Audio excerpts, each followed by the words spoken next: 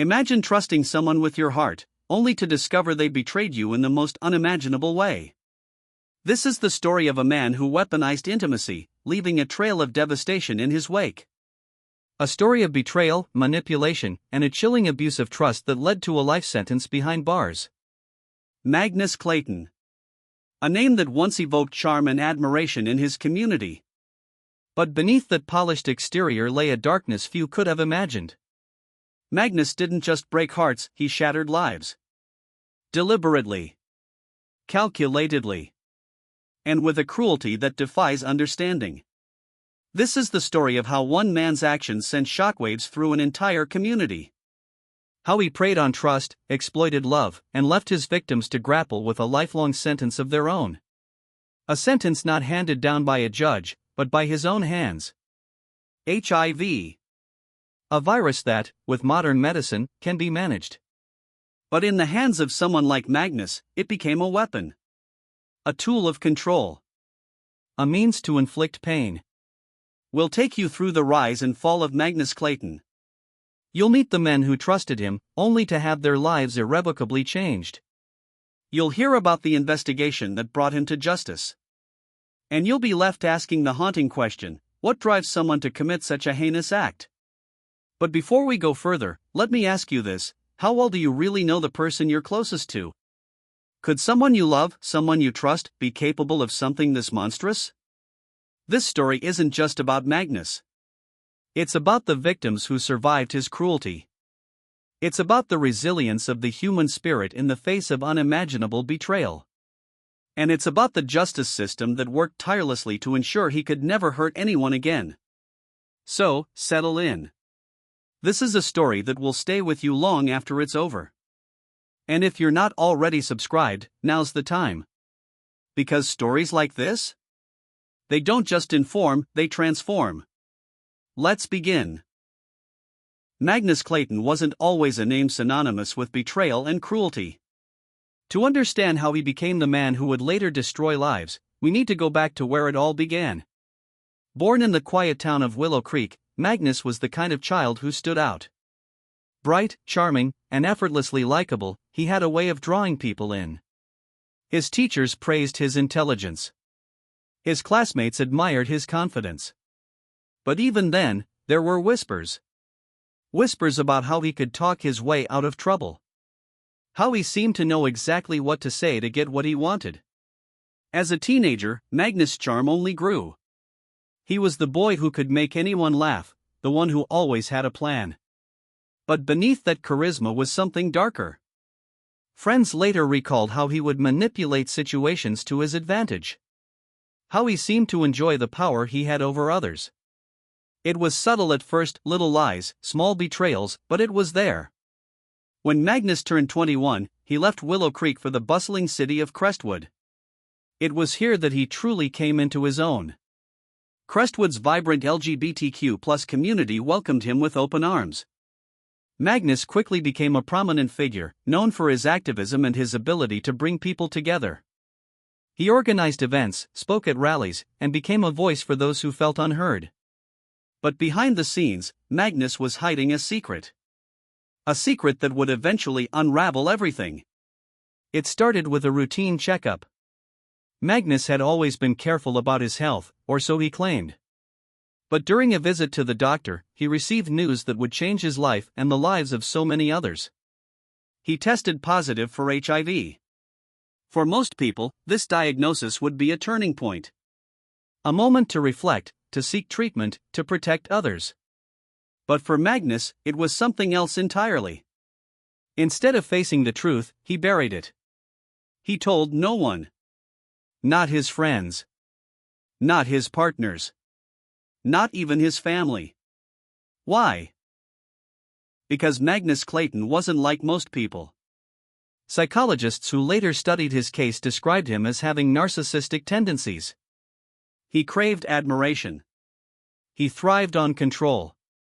And he had an almost pathological inability to accept responsibility for his actions. To Magnus, the diagnosis wasn't a call to change, it was a challenge. A challenge to see how far he could push the boundaries of trust. Over time, Magnus' behavior became more calculated. He began to seek out relationships with men who admired him, who looked up to him. He would shower them with attention, make them feel special, and then, when they were at their most vulnerable, he would betray them. But it wasn't just about the betrayal. It was about the power. Magnus enjoyed the control he had over his partners. He reveled in the knowledge that he held their health, their lives, in his hands. And he used that power to manipulate, to deceive, and to destroy. Yet, to the outside world, Magnus remained the charming activist. The man who could do no wrong. It was a facade he maintained with terrifying precision. But facades, no matter how well constructed, eventually crack. And when Magnus did, it would send shockwaves through the community that had once adored him. This is the story of how a man who seemed to have it all became a monster. A man who used his charm not to uplift, but to destroy. A man who turned love into a weapon. And it all started with a secret he couldn't bear to face. Magnus Clayton's victims weren't just names on a court document. They were real people. People with dreams, families, and futures. People who trusted him, loved him, and paid the ultimate price for that trust. Let's start with Aries Espinosa. Aries was a 24-year-old artist with a passion for life. His paintings were vibrant, full of color and emotion, much like Aries himself. He was the kind of person who lit up a room just by walking into it. Aries met Magnus at an art gallery opening in Crestwood. Magnus, ever the charmer, approached Aries and complimented his work. They talked for hours that night, and soon, they were inseparable. To Aries, Magnus was everything. He was kind, attentive, and seemed to genuinely care about him. Magnus would often surprise Aries with little gifts, a new set of paints, a book he'd mentioned in passing, even a weekend getaway to the coast. But there was a side to Magnus that Aries didn't see. A side that was cold, calculating, and cruel. Months into their relationship, Aries began to feel unwell. He was tired all the time, losing weight, and suffering from frequent infections. Concerned, he went to see a doctor. The diagnosis was devastating. Aries was HIV positive. At first, Aries couldn't believe it. He had always been careful. He had trusted Magnus. But when he confronted him, Magnus denied everything. He claimed he had no idea how Aries could have contracted the virus. It wasn't until Aries started digging that he discovered the truth. He found messages on Magnus' phone, messages to other men, boasting about his actions. Messages that made it clear Magnus knew exactly what he was doing. Aries was shattered. The man he loved had betrayed him in the worst possible way. But Aries wasn't just heartbroken, he was angry. And that anger would fuel his fight for justice. Next, we have Brayley Houston. Brayley was a 21-year-old college student with a bright future ahead of him. He was studying to be a teacher, and his professors often praised his dedication and passion for learning. Brayley met Magnus at a community event for LGBTQ+ youth.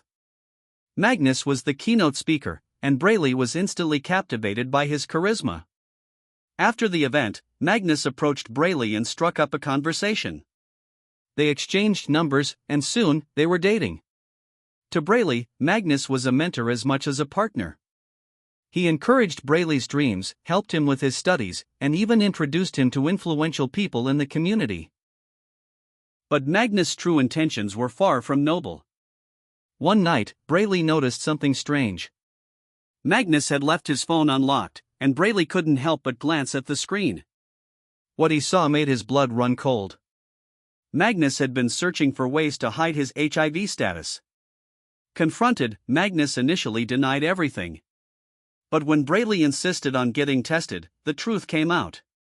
Brayley was HIV positive. The diagnosis hit Brayley like a ton of bricks.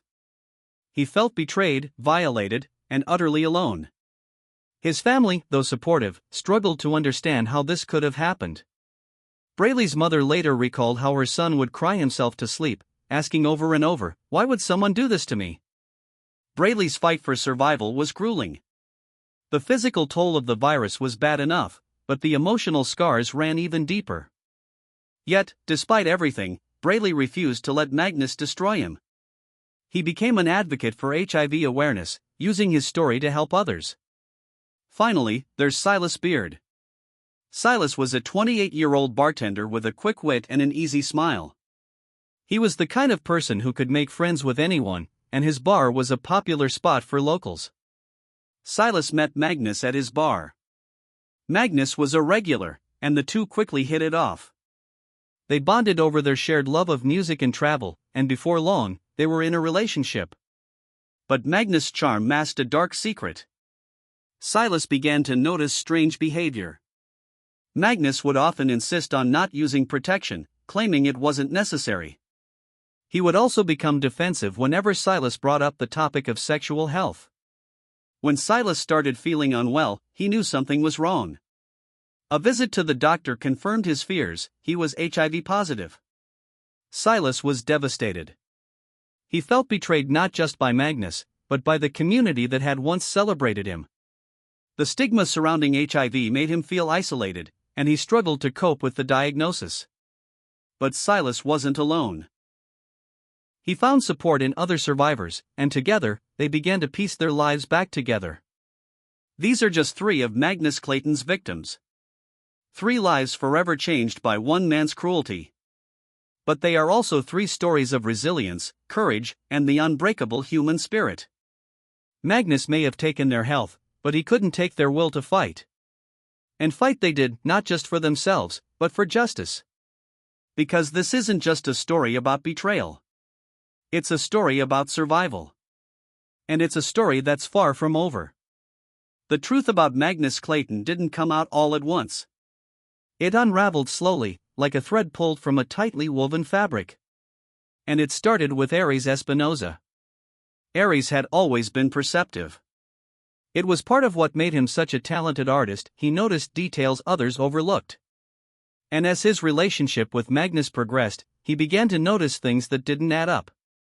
There were the late-night phone calls Magnus would take in another room, the sudden disappearances without explanation, and the way Magnus would deflect whenever Aries brought up the topic of sexual health. At first, Aries brushed it off. He didn't want to believe the man he loved could be hiding something. But when Aries was diagnosed with HIV, his suspicions grew. He confronted Magnus, who denied everything. But Aries wasn't satisfied. He started digging. He reached out to other men Magnus had dated, and what he found was chilling.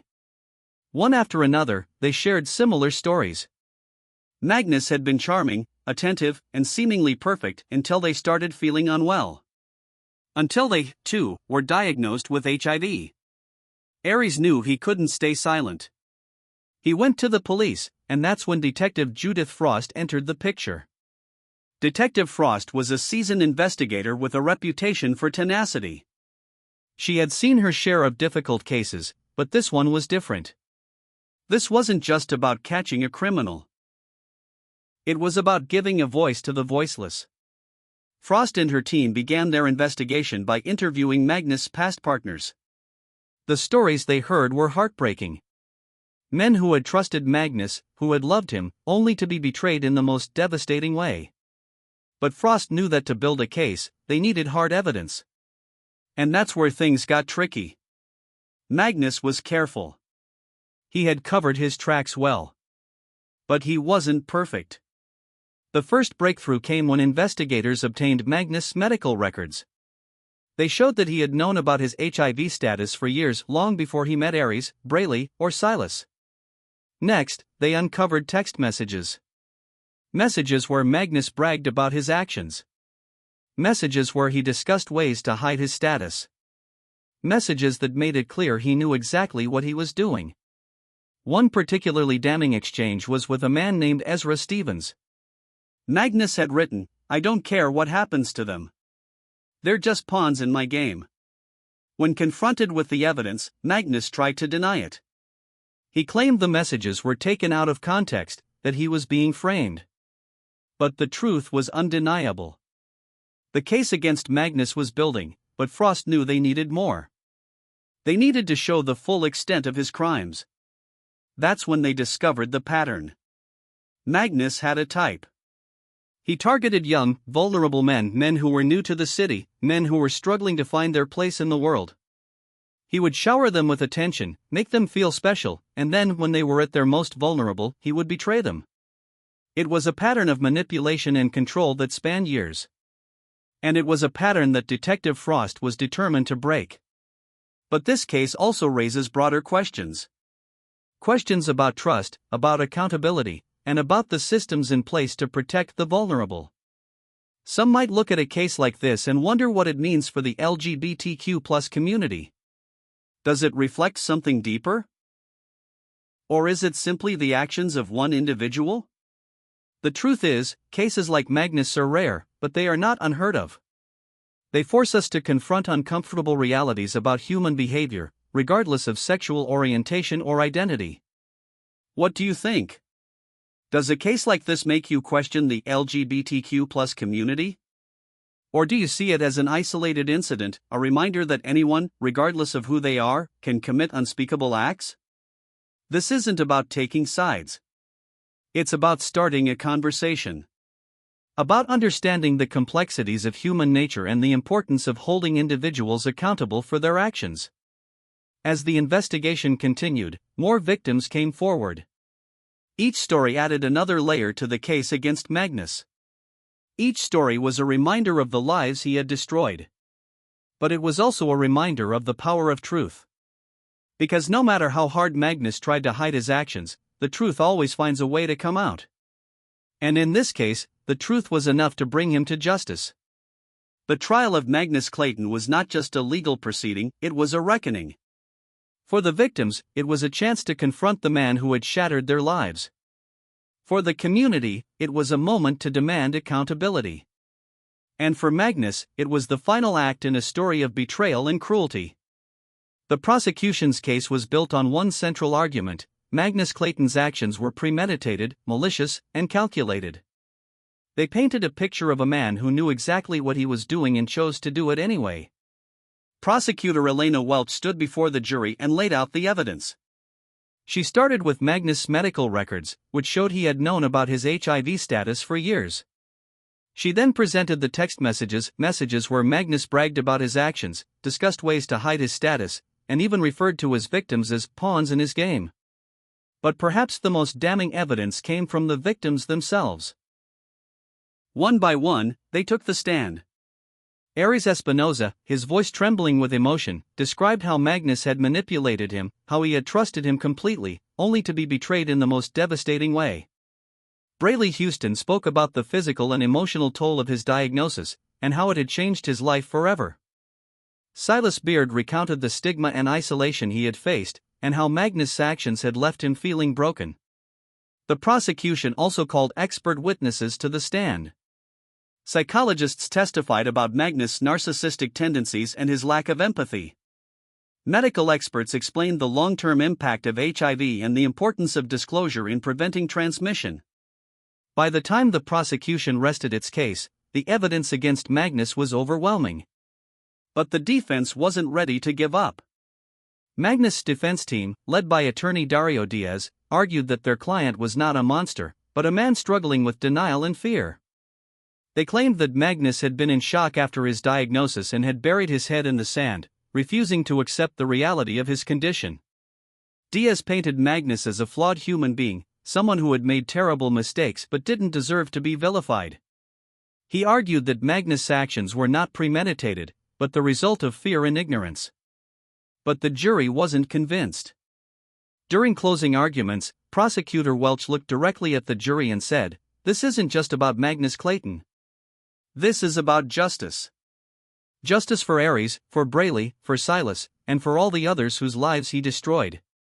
This is about sending a message that actions like these will not be tolerated." The jury deliberated for 3 days. For the victims and their families, it was an agonizing wait. But finally, the verdict was in. Magnus Clayton was found guilty on all counts. The courtroom erupted in emotion. Aries broke down in tears, while Brayley and Silas embraced their families. For the first time in years, they felt a sense of closure. When it came time for sentencing, Judge Hendricks Leach didn't hold back. "Magnus Clayton," he said, Your actions were not just criminal, they were evil. You preyed on the trust of others, and you destroyed lives without a second thought. For that, you must be held accountable. Magnus was sentenced to life in prison without the possibility of parole. As he was let out of the courtroom, there were no tears, no apologies. Just the cold, empty stare of a man who had lost everything. For the victims, the verdict was a victory, but it was also a reminder of what they had lost. Aries, Brayley, and Silas would carry the scars of Magnus' actions for the rest of their lives. But they had also found strength in each other, and in the knowledge that justice had been served. The trial of Magnus Clayton was a stark reminder of the power of the justice system and of the resilience of the human spirit. It was a story of betrayal, yes, but also of courage, of survival, and of hope. And it was a story that would stay with everyone who heard it for a very long time. The trial of Magnus Clayton may have ended, but its impact rippled far beyond the courtroom. For the victims, their families, and the community, the case was a turning point, a moment of reckoning that sparked difficult but necessary conversations. One of the most immediate effects was the spotlight it placed on the stigma surrounding HIV. For years, the virus had been shrouded in fear and misunderstanding. But Magnus' case forced people to confront the realities of living with HIV and the importance of education, awareness, and compassion. Advocacy groups sprang into action, launching campaigns to destigmatize HIV and promote safe practices. They emphasized the importance of disclosure, consent, and regular testing. For many, it was a wake-up call, a reminder that trust and communication are the cornerstones of any relationship. But the case also raised uncomfortable questions. How well do we really know the people we trust? What drives someone to commit such a heinous act? And how can we, as a society, prevent something like this from happening again? For Aries, Brayley, and Silas, life after the trial was a journey of healing and resilience. Aries channeled his pain into his art, creating powerful pieces that explored themes of betrayal, survival, and hope. His work gained recognition, and he used his platform to advocate for HIV awareness and support for survivors. Brayley returned to school, determined to finish his degree and become a teacher. He also became a vocal advocate for mental health, sharing his story to help others who were struggling. Silas found solace in community.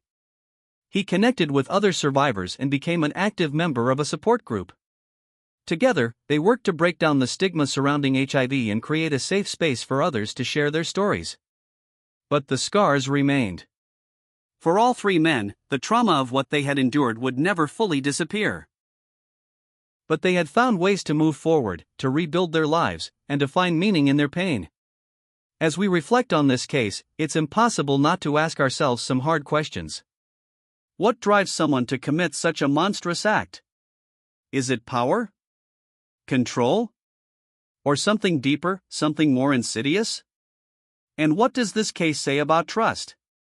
About the ways we navigate relationships and the risks we take when we open ourselves up to others? Perhaps most importantly, how can we, as a society, do better? How can we create a world where no one has to live in fear of betrayal, where no one has to face the stigma of HIV alone?